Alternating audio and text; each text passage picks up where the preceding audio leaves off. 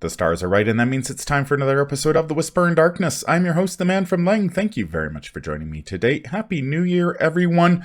On this episode, we are continuing with our reviews of the player cards in the Scarlet Keys Investigator expansion. This is part 2 of our look at the rogue cards in the box.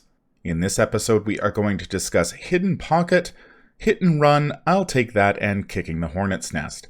There are spoilers throughout if you care about that sort of thing. If you enjoy what you hear, remember to like, comment, and subscribe. Before we get started, a quick reminder of how we rate cards here on The Whisper in Darkness. The best of the best get an Elder Sign, while the worst of the worst get an Auto Fail, and the cards in between get a +1, 0, or Elder Thing respectively. Cards that you build around or cards that are good in one particular deck get a Bless token, while cards that we believe are destined to end up on the list of taboos or are simply bad for the big game get a Curse token. Before we get started, I'd like to thank the patrons of this channel for their tremendous support. You all rock. If you'd like to be amazing like these people and support the channel's goals and see your name on this list, head over to patreon.com, sign up for a tier of your choice, and claim your rewards. That would be awesome. Special thanks to Cole Monroe Chitty, Nicole Fiscus, and Nate Lost in Time and Space for their contributions to the channel. I couldn't do it without you. Without further ado, let's get started. Welcome back, everyone, to our reviews of the player cards in the Scarlet Keys Investigator expansion. This is part 2 of our look at the rogue cards in the box. We are going to start off with Hidden Pocket. It is a one. Oh, but before we do, I got news. I got a mysterious text message. I think it was from Nate. Oh, what did it say? Yeah, it was all garbled, but it might have been from Nate. You had the radio. I think if it's him, I think he's going multimedia here. He's spamming all the channels. As soon as he's going to hit the socials, he's going to do a YouTube video. He's going to do Facebook, Instagram, Twitter, TikTok. I mean, we got to be out there on the lookout for mysterious content. It's going to be hard because there's a lot of mysterious content out there. But maybe Nate is trying. You know, it occurred to me maybe he's on a student exchange to UGoth. He was studying some high-level mathematics at school. And maybe as part of that, they arranged some sort of student exchange to UGoth. And that's where he's... But wouldn't that imply that a denizen of UGoth is here on Earth? Well, that's something... There's going to be Mrs. some Nate cultural... has to worry about. Yeah, there's going to be some cultural... I think what we need to see is Nate's cats to see how they were interacting with him. Oh, yeah, because the cat would totally... If they were freaking out, then, yeah, I would definitely be worried that there's something with, like, there are some Migo... Oh, that's true. Yeah, the cat would know. The cat always knows. So I guess the appeal that we're going to have to put out there is if you or anyone you know has information about the personality and actions of Nate's cat, please contact us at the number below. What did we get the number fixed? Do we have a telephone anymore? I don't think we do. Okay. Please contact us. However, just please reach out to us with and we're gonna bring Nate home. We need to bring Nate home. Yeah. You were saying Hidden Pocket? Hidden Pocket. Oh, yeah. It's a one-cost event with Intellect and Agility skill icons upgrade and illicit trait. Fast. Play only during your turn. Attached to a clothing or armor asset you control. Attached asset gains you have one additional hand or accessory slot, your choice, which can only be used to hold an illicit asset. So this one amuses me because you can attach it to your hiking boots or your track shoes. Knife you got a knife in there, yeah. So you have a hidden pocket in your shoes, which I think is pretty neat. You could put your wallet in there for when you go to the beach. So at level 0, there aren't a ton of clothing options. I'm not even sure there's a ton of armor options, to be honest. Yeah, you're basically looking at fine clothes. I'm not even sure heavy furs are a clothing option, to be honest. Maybe I missed them on the list. But yeah, you're sort of looking at upgrades or spending XP. And if you're holding illicit assets, most of the time that's going to be a gun or a knife. Or a switchblade, or knuckle dusters, or whatever weapon you happen to have. What do you think about this one? So this is an interesting one. There are a few rogue cards in this cycle that are like this, which are really like they really ask you to say, I want to do this very specific thing that I couldn't do before because I didn't have enough like ability. So you're burning a card slot, you're burning a resource. It's fast. That's nice. Okay. So you had to already have the clothing or armor down. You put this down, and then you can only put an illicit asset in it. It's pretty niche. So you're looking at a case where, like, if you're talking about the most common illicit asset, a gun. So what do you need 3 hand slots for? Well, there's the Chicago typewriter.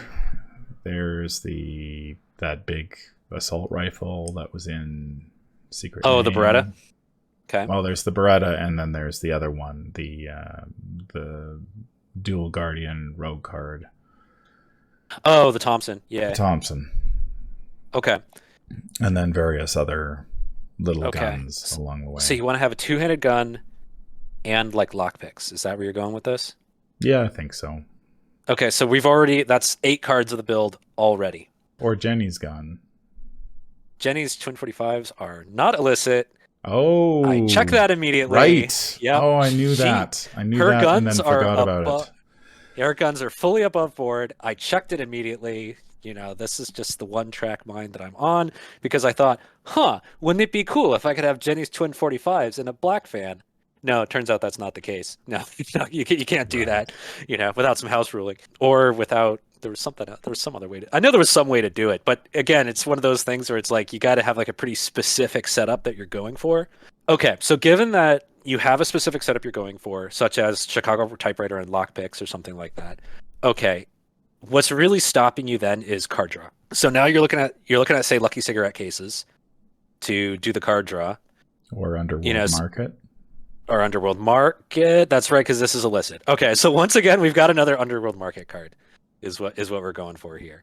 So I guess this is a long-winded way of saying is this doesn't slam into every deck. Once again, it's like you gotta pick a thing that you're trying to accomplish where you need a hidden pocket, and then you gotta have the clothing to sew the pocket into, and then you gotta get the clothing before you get the pocket, and then that slot needs to matter.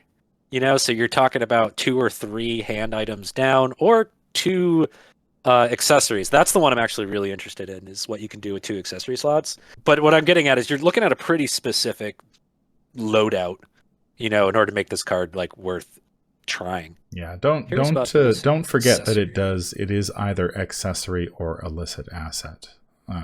Sorry, you get an accessory or hand slot for an illicit asset. I think, like you said, accessory is easy to forget. I look at hand slot and I immediately think of gun, but accessory slot is an option as well. Yeah, I look at this card and it's one of those where it's like, how much work am I going to have to do to turn this on? Exactly. So you need to draw your clothing first, then you need to get this. Good thing it's fast. If this wasn't fast, man, yes. Oh man. If it wasn't fast, then it'd be like, just play Bandolier. That would be pretty rough. Yeah. So then you need to get this on the clothing, and then you need to get the illicit asset. Like, you still have to attach the illicit asset to it. So you need to draw, if you're playing that specific loadout, you need, say, your Thompson or Chicago typewriter. I hope the Chicago typewriter is illicit. Correct me. I've been pulling it up right now. In the comments. Yes, I've got a list of illicit things right here. Chicago typewriter is totally illicit. Right. That is not above board. Okay. Yeah. So then you need that item, and you haven't had to play that item before you've got all this set up. So you still you haven't played your Chicago typewriter or your Thompson or whatever other illicit asset. That has to be the third thing you play. And I start to cringe at that point because there's a lot of dominoes that have to fall into place. Yes. And I'll do you even one better. Guess how many illicit accessories there are? I think there's Tennessee Sour Mash. Not an accessory. That's slotless. Liquid Courage. That's also slotless. No, I don't know. The correct answer is 0. There are 0 illicit accessories. Oh dear. Well, Yep. So that part doesn't even mean anything. So unless you've got a way to make an accessory illicit, which is another step in this combo, you're looking at hand slot items only. and then of course the problem is with the clothing. Say you have fine clothes, or I believe there's stylish coat, Oh yeah, we got or right. trench There was coat.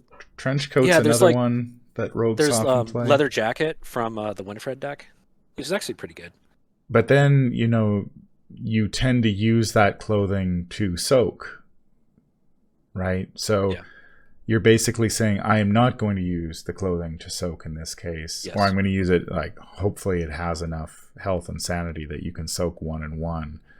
Mm-hmm. Because otherwise, not only are you losing the coat, but you're losing the hidden pocket and whatever you stacked on it. Right. So not only is there sort of a lot of steps that have to happen in a very specific order, but if you lose the clothing, you're losing all of that work, which is painful. Yeah, this is getting into a pretty specific loadout. Like I gotta say, and it's not something to be done lightly. So how would you rate this one? Oh man, the thing is, like, it's such a specific niche. Like, you have to be going for a very specific asset loadout to make this work. I think there's like a case for it though, because I know I've over the course of my gaming career, I've had quite a few instances where I wanted to have 3 hand slots, and like if all the pieces come into place, this is a pretty efficient way of getting there. I wish you didn't have to attach it to clothing. I wish you just played the pocket and you got the hand slot. It sounds like what this is for is so you can have like 2 weapons, or 2 hands of weapons and a lockpicks. That seems to be what's going on. Or like a 2-handed weapon and lockpicks. It really seems to come down to lockpicks, doesn't it? Yeah. Yeah.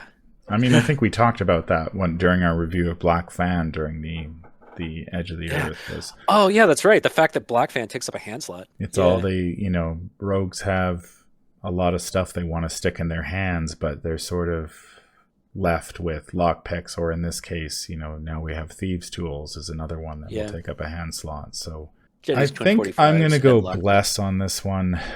Yeah, I think I will too. Simply because it seems like there's a build there that you've got to go for, and you're probably having to pick up Underworld Market in order to get the card draw, in order to fuel it.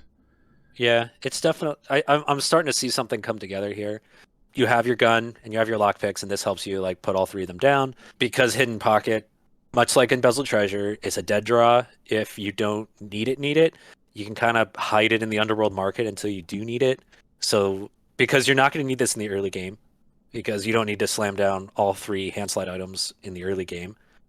So you're going to need it in the mid or late game, which is when Underworld Market, it starts getting thinner.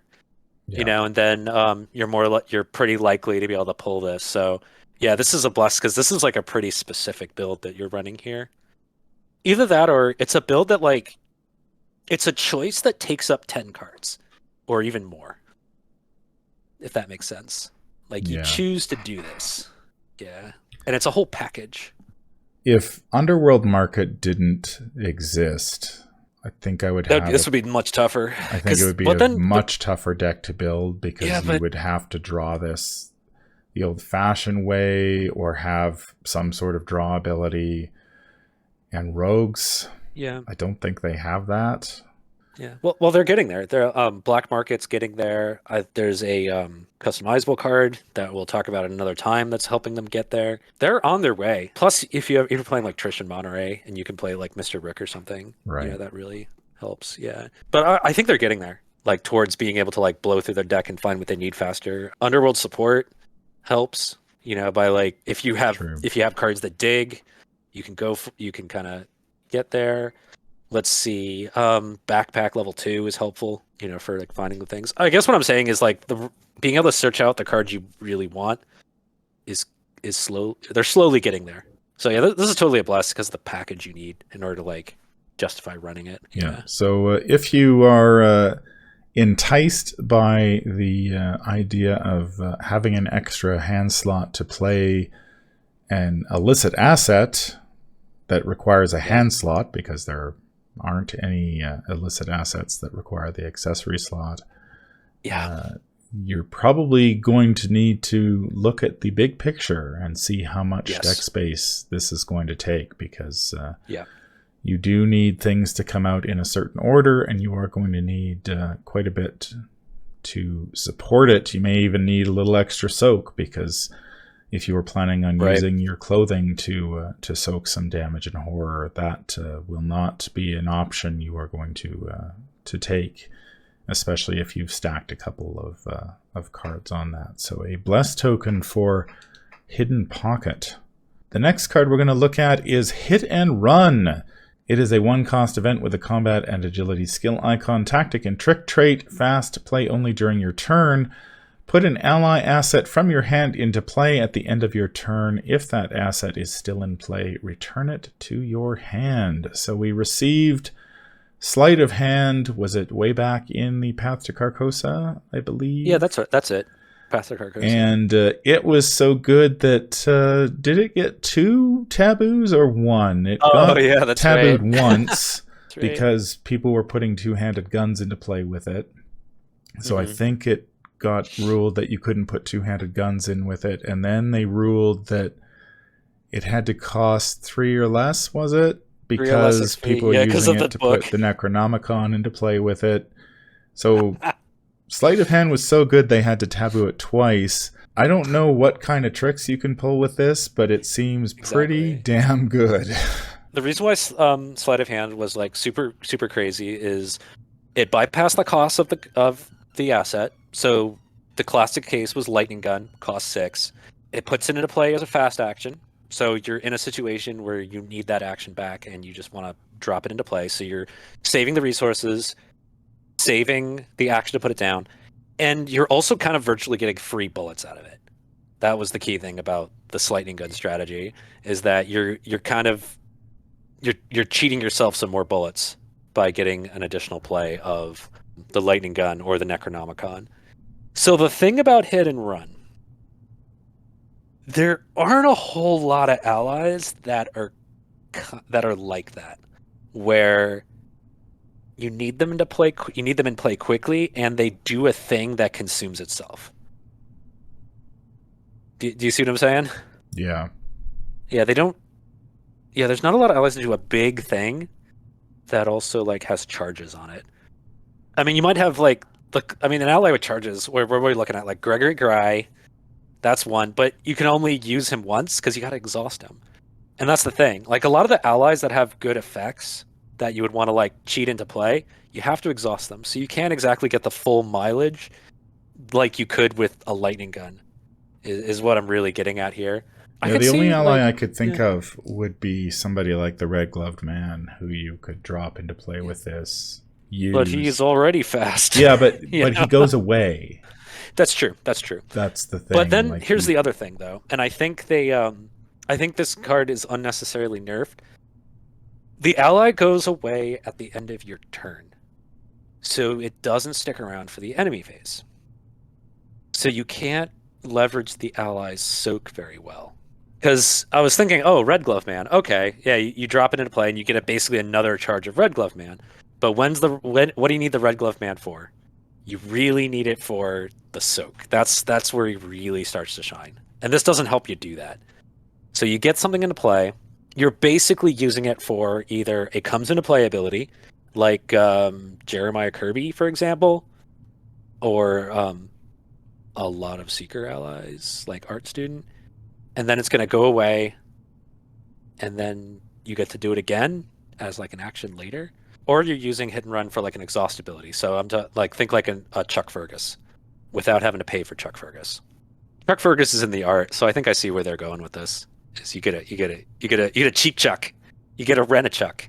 Yeah. I don't necessarily know if you don't get to use the soak, because you could theoretically take attacks of opportunity. You take attacks of opportunity. Yeah. To throw, say, the art student. I throw the art student down, I get a clue, I do something, the art student takes a hit, I move or reposition myself, art student comes back to my hand, I play the art student next turn, I get another clue. That's true. That's sort true. of thing. Like you can use it That's for attacks of opportunity, but it's not like you get to fully leverage. no. What I'm getting at is you don't get to fully leverage the ally like you do with sleight of hand lightning gun. So, like I said, you're looking at allies that have an exhaust ability that's really good, or a comes into play ability that's really good. And there aren't actually that many of them because a lot of allies have consistent like stat boost effects or exhaust once a turn effects that are pretty good, but not incredible. Like, would you use this for Lola Santiago? Yeah, I guess when you look at this card, you get to see just how sort of good sleight of hand could be. I think perhaps because maybe when they were designing the allies, they were just by the nature of the ally slot being one of the best in the game that they had to be a little more careful with how the allies were designed. So a lot of them do have exhaust effects and stuff like that to rein them in already, whereas items don't necessarily have that built in. Yeah, plus a lot of the items that work well with sleight of hand are like consumable items, like Lupara, for example. You know, you put it down and you get 2 shots, and that's it. Where allies, they're less like that. So what I'm saying is like the crazy like combo potential you get is not as there with hit and run. But I think there's some good uses. Like I think being able to get down a cheap Chuck Fergus or a cheap Jeremiah Kirby is pretty good. I think there's a lot of options outside of Rogue, like Greta, for example, that I think are pretty good. Mm-hmm. Yeah. This does feature Chuck Fergus in the art. It is a tactic and trick, so you could play this for free in a pinch with him. It's already fast, so that doesn't matter. Yeah. How would you rate this one? Okay. So what I don't see yet is the killer play with this. I don't see anything on the level of sleight of hand lightning gun with this yet. I think the closest is probably Big Chuck Fergus, getting him down for cheap. Because doesn't he cost? How much does he cost? He costs like 5, right? Yeah. Yeah, like something like that, where it's like, okay, in the early game, you're not set up yet, but you want to really land a big cheap shot or big breaking and entering, you know, and you want Chuck to be able to boost it and make it fast or something like that. Okay, then this kind of shines. But I think it's like the ceiling isn't as high as sleight of hand with big assets. Okay, it's not. I don't feel like it's a +1, and I feel like it's hard to make it a 0 because there's not a whole lot of decks where like you really need to get the ally down at fast speed. Like I'm thinking like your Lola Santiago, for example, or Leo DeLuca. Like you don't need that. Ugh. How do you rate like it's a 0 if you're playing a mega ally that actually has like an exhaust effect or comes into play effect? I don't know anymore. We need the spreadsheet. I'm going to give it a +1. I think it's pretty good. I can see Yeah, I think it's cool. lots of different situations where having this type of effect in my deck would be very, very nice. Like I'm thinking end of game where I have my Leo DeLuca in hand and I need the extra action and I don't have the resources. I drop the Leo down for 1 resource. I get the extra action that gets me the move I need to get out of the scenario, sort of thing. I like it with things like Art Student that you can use repeatedly to grab clues. I think there's a lot of plays there that you could make with it. I don't know if it would go in every single ally deck that you're going to build, but I think it's just one of those cards that could get you out of a lot of situations. Like even if you're just playing the ally down so you can again take that attack of opportunity to reposition yourself. Yeah. I think would be really useful. You're not going to be able to keep the ally to the enemy phase, but at least if you're, say, racing to the end, you know, racing to the door or whatever, you know, it's like, okay, I'm getting myself that much closer to that door than I would have been. So Yeah, I think it's got its I think uses. I like it enough for a +1. One thing to note though is just kind of like with before with Hidden Pocket, is so a card like this, because you have to have an ally ready to go and it in play, it in hand, right? Both of them. You kind of want some card draw in your deck in order to ensure that happens. This is not something you want to. This is not something you just want to draw off the top of your deck when you have no allies in hand. Right. Or your ally slot is full with your permanent ally that you really care about. So you're looking at some card draw. Well, I think you raise a good point about having an ally slot for that ally too. Yeah, you gotta have an ally slot. It's not like you can just drop it into play an ally without a slot. Yeah. Well, that might be enough to bump it down a little bit for me. Well, then again, sleight of hand had the same problem. It kicks out all your other hand slots. Well, that's true.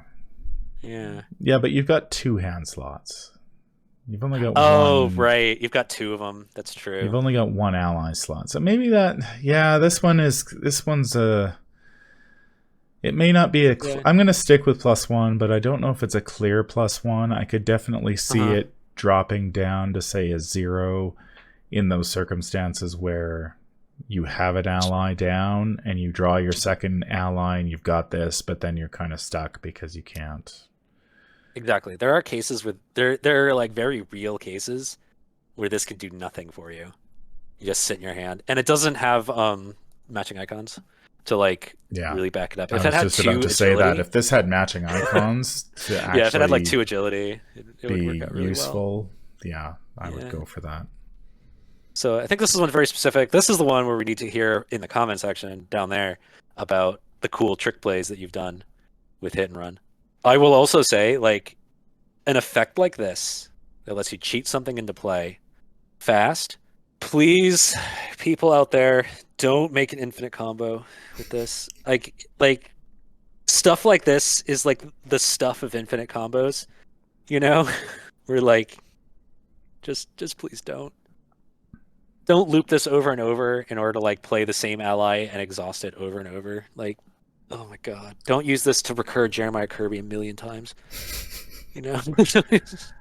So I went +1. What did you? I'll go with the 0. I'll go with the 0. All right. Given that you, please just restrain yourselves, people. Don't make an infinite combo. Don't get this tabooed like what happened to Sleight of Hand multiple times. That's right. Well, time will tell whether this nets multiple taboos. Doesn't seem like it right now, but there are some very clever deck builders out there who I'm sure... I have a feeling that a Jeremiah Kirby could do it. Someone could figure out a way to just putting Jeremiah Kirby into play over and over and over, to draw 5 cards and power their infinite combo. Well, Hit and Run is odd. So if you're planning to build a Jeremiah Kirby deck with this, Hit and Run is odd. So I'll push them in that direction as you say. Whoa, slow your roll. Don't build an infinite combo deck. I'll just mention that it's odd. The next rogue card is I'll Take That. It is a free event with intellect and agility skill icons, trick, upgrade, and illicit trait. Fast, play when you successfully evade a humanoid enemy or successfully investigate. Play an item asset from your hand, reducing its cost by X, where X is the amount you succeed by. Attach I'll Take That to that asset. The attached asset gains illicit. Look what just happened. That's how we're going to get the illicit accessory. You got to steal it. Right. We just solved the problem. Yep, we just did it. So, not a huge fan of the humanoid restriction. Yeah, I mean... all of these, anytime they start restricting it by trade, it gets more awkward. But it is on a successful investigate. You combine this with lockpicks, potentially succeeding by as much as you possibly can imagine, and getting free items. Seems fast. That's also nice. The fact that it's fast is pretty cool. Yeah. You are getting some action compression here because you're investigating, saving say resources. with lockpicks for and getting a free item for fast. Yeah. So the trick with this one is, I think this again goes in that big package that we were talking about earlier. So the thing about this one is it doesn't actually on its own let you do anything you couldn't do before because Hidden Pocket gave you an additional slot. This doesn't do that. All it does is save you the action to play it and some cash. So the challenge for you, the player, is to make this um, pay out more than like a simple emergency cash would. Because you can kind of measure its effects like compared to say something like emergency cash. So how do you make this? How do you beat emergency cash with this? Well, you're going to succeed probably with succeeding by X. So you're looking at an expensive item like a Chicago typewriter or a expensive non-illicit asset that you can stick in your hidden pocket. Yeah, this is part of that big combo is what I'm getting at, which means you need card draw.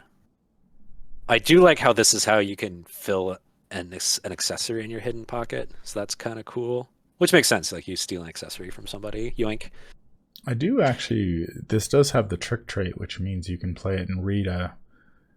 So Rita, Yeah, and she has really high agility. Rita can successfully evade by X, I believe. Yeah, pretty easily. Get a humanoid, get her track shoes for free, possibly. Yeah, that's true, and That's also nice. because so Rita kind of her ability really leans itself to action compression. So, like you were saying, Rita, like I could see her having the very simple use of you evade an enemy by at least two. You do a damage with Rita's ability. You use I take that, put a baseball bat into play, and then you finish the enemy off. Because Rita's playstyle, in my experience, lends itself to action compression. So I could see her using this without doing the whole Rube Goldberg machine. Because she's already built to be able to make high evasion tests. Yeah. Oh, on humanoids though. Oh, only on humanoids. And I don't think her signature weakness in a humanoid, but then I don't think she can really But you evade don't them. want to be evading those. But I Yeah. guess if you have to evade them, at least this will help bail you out because the thing is, hoods have 3 health. So that scenario where I just described, where you evade a humanoid, use this to play baseball bat for 0 cost and 0 actions, and then hit the thing, kind of useful there. That is, but now we're starting to get into the minutia. In a general case, if you're already playing lockpicks, this can help you afford expensive assets. If your deck doesn't have expensive assets, then it seems kind of niche. Like you're saving the action at that point, and then you've got to have I take that in hand, and then I've got to have the asset in hand, and then I've got to have the lockpicks already down, and that's you start getting into the hurdles. But Yeah. if you're doing if you want to like cheat out if you want to cheat out a Chicago typewriter, this isn't too bad. Yeah, this successful investigate as well. You're gonna probably need some help on that, depending on who you're If you playing. just pass, you still get the play action. At least it's not something where you have to succeed by X or nothing happens. Right. It's not like it says you have to succeed by X where X is the cost of the asset. At least it doesn't say that. It's a discount, and that discount can be 0.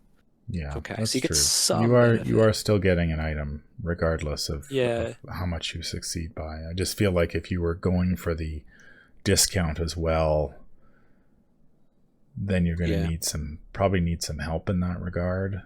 That's true. That's true. Then you can play like perception and things like that. Because this type of deck we're talking about, kind of you want to have a lot of card draw So in order how to would get you everything rate this lined one? up. So I think this one actually has some general uses beyond the very specific deck we were talking about, because a lot of decks like to play items, and a lot of rogue decks like to investigate. So I'd say it's a 0. Yeah, I I'd was say it's a thinking 0. 0 as well. I think it's Yeah. got enough general use cases that Mhm. it's a pretty useful card in decks. I don't think it's a +1. I mean, it No, I could. don't think so. I mean, if you're playing free Chicago typewriters with it, then yeah, it's going to be It's pretty cool. amazing. you're but getting I feel like you're getting a little more narrow there. you got to do enough stuff to actually make it Uh-huh. work. That This is the way to make your black fan illicit, though. And then you can fit it in your hidden pocket. And then you can run your twin 45s in the other hands. That's right. You need to get started and build that deck and tell me how it works. I may have played this in a standalone once, and it was pretty cool because I didn't do the black fan thing, but I did manage to get a 7 resource discount on twin 45s, and that was fun enough to have a story. So a 0 for I'll take that, but potentially better if you were able to get a big discount on something. Yeah. And even if you, say, blow the skill test for some reason and don't succeed by X, you will still get an item without taking an action, which is good. Nice. So, yeah. So a pretty solid card for rogues, and I'll take that. The final card we're going to take a look at is Kicking the Hornet's Nest. It's a free event with intellect and combat skill icons, the Gambit and Tactic trait. Search the top 9 cards of the encounter deck for a non-elite enemy and spawn it engaged with you instead of its normal spawn location. Then discover 1 clue at your location and gain X resources, where X is that enemy's health value. Shuffle the encounter deck. So we have... man, oh man, how many different cards can they slam into one card here? We've got a little bit of On the Hunt from the Guardians, where you can search the encounter deck for an enemy. I don't think this one is quite as liberal as On the Hunt. I think On the Hunt lets you just take any enemy. This one is non-elite, but those are pretty plentiful in most scenarios. It's got a little bit of Drawn to the Flame. You get a clue for an encounter card, and then it's got a little bit of Emergency Cash where you get some money. Probably, I'd say 2 resources seems about right, depending on which enemy you pull. Of course, you might be able to increase that to 3 or 4, depending on the campaign that you're playing in. But this card seems pretty good for the investigators who want an enemy to either kill if you're Tony or evade if you're Kaimani. Oh, yeah, that's true. So one key thing to note about this is that it takes an action to play this. Unlike On the Hunt, it doesn't replace your encounter card draw. So you are going for extra credit here with your enemy draw. So kind of like Drawn to the Flame. So it's like, think Drawn to the Flame. You get an enemy. You get to pick which enemy it is. And then you get 1 clue and X resources. Actually, this is pretty good now that I think about it. Actually, this is pretty good. Yeah, because you get the clue, which is nice. So that's like 1 action's worth of effort without passing a test. Then you get some resources. So now you're looking at like 2, 3, 4 actions worth of effort. Okay, and you get an enemy, and compared to Drawn to the Flame, this is actually like not bad. Man, I really need to sit down and play Trish. Doesn't Trish benefit from having an enemy that she could? Yeah. Where Trish has trouble is she's not a big fan of things being engaged with her, because then you need a way to discover clues while an enemy is engaged with you, which she can do. I mean, you can use like working a hunch, you can use narrow escape, you can use obfuscation, but you got to put some effort into it. It's not something you can like naturally do. I do like the potential of being able to grab cultists and just beat them up. I mean, rats are pretty common. Yeah, you grabbing can just, like, a rat for a clue and 1 resource? A clue and a resource for a rat that you then stomp. Yeah. It's not bad. I mean, because of the clue. The clue is, I think, what really does it. Now it's like half a Drawn to the Flame right there. And I was already willing to like take any encounter card, in the deck for 2 clues. So like 1 clue and a couple of resources, that seems pretty decent. And then the trick becomes like, can you leverage the fact that you're getting an enemy? Which, you kind of can. Like if you're playing like Kamani in particular. But I think there's some other stuff like any evading rogue, because you could pick their pockets or things like that. So yeah, it has got some good general use. as a clue discovery tool. I like this one. Yeah, I do. Think of it like a really cheap intel report, to the point where the intel report is negative cost. Yeah. You know, yeah, we're like, instead of it costing 2 and discovering a clue, it costs -2 or -3 and gets you a clue at an enemy. Yeah, and Yeah, it's a Tesla's clue too, which is exactly, depending which is on pretty your nice. location, that could be a Yeah, huge lifesaver if you were yeah. And then stuck the at a trick. high shroud location that you were unable to deal with. It's like I would Mhm. gladly take an enemy at that point. Oh yeah, and that's right. And if you're playing solo, this is kind of actually I think this gets like actually particularly good in solo if you're building for this. Because remember we were having that discussion about disguise, where like you get an enemy and you might have to stick around the location for a turn or two and disguise the fact that you exhaust the enemy is pretty nice. I'm seeing a scenario where you're on a 4 shroud location, but you're solo, so it only has one clue. You grab the biggest enemy that you can find that also is a hunter. You get the clue, you spawn the hunter. Then you go disguise to evade it, and then you walk away. So, first action, kicking the Hornet's nest. Second action, evade. Third action, walk away. You've gotten the clue, testlessly. You've evaded the biggest enemy in the encounter deck, the biggest enemy in the top 9 of the encounter deck. You've walked away, and it's not going to ready. So you can kind of just run away from it. Like, I can see that being a, like, not too hard to accomplish scenario, if that makes sense. Yeah.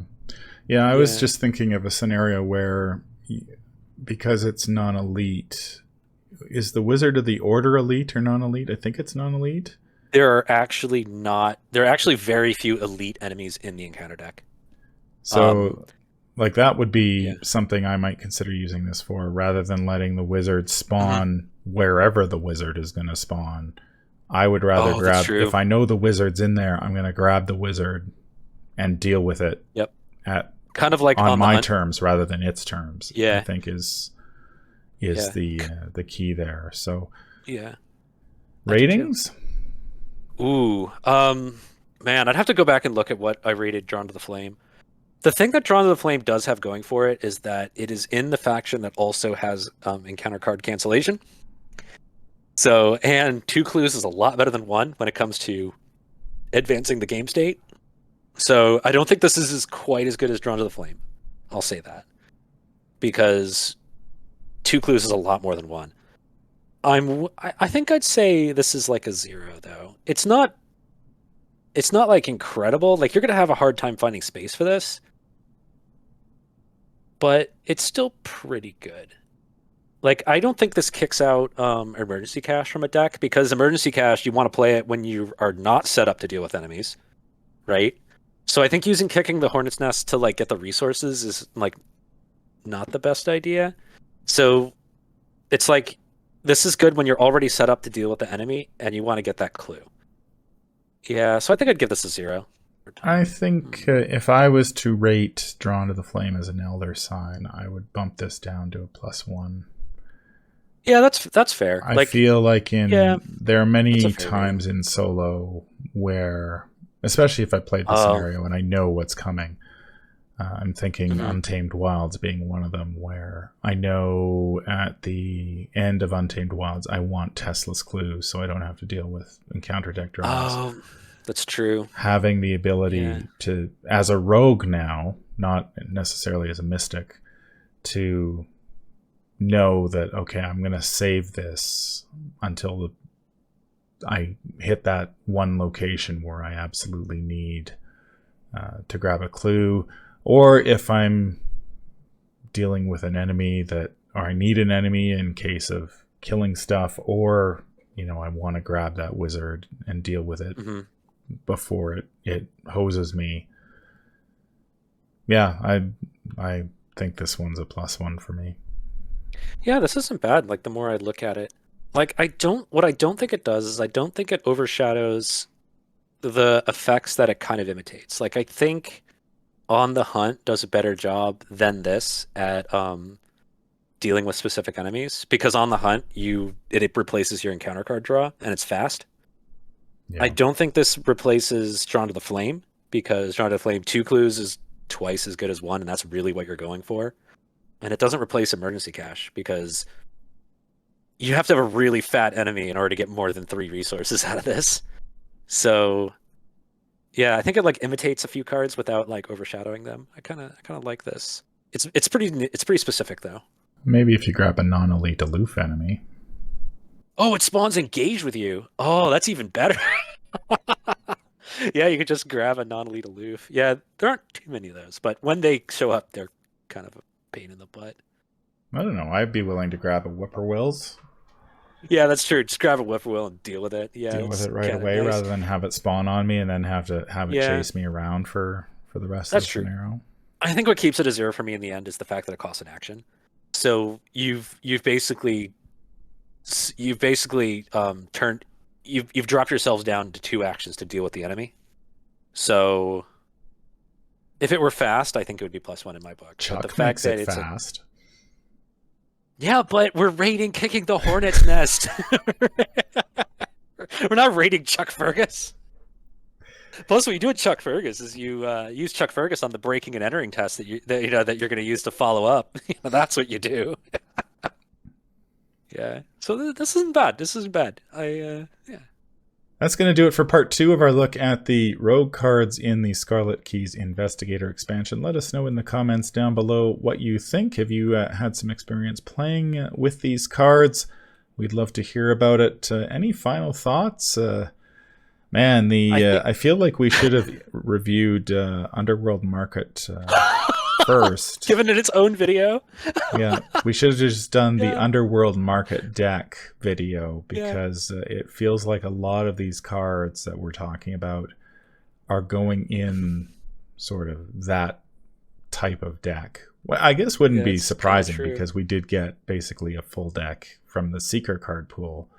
So it wouldn't be too surprising if we got a full deck from the Rogue card pool. But yeah, well, I think what we're finding with reviewing a lot of these cards is that they seem to have a very specific deck in mind. So Yes. a lot of them could end up being blessed tokens, depending on Yeah. what you're doing with them. Yeah, that's totally true. I was actually about to say that is the fact that we have 4 pretty niche cards here. Like I'll take that as probably the most generally useful of them, like in a general case, but even then these are niche focused ways to accomplish a specific thing instead of say emergency cash where it just does the thing. That's going to do it for this episode. If you enjoyed what you hear, remember to like, comment, and subscribe. If you need to contact me, I can be reached at manfromlang@gmail.com. I'm also on Twitter at manfromlang. Until the stars are right, keep your shotgun close and your elder sign closer. Take care out there, and happy investigating.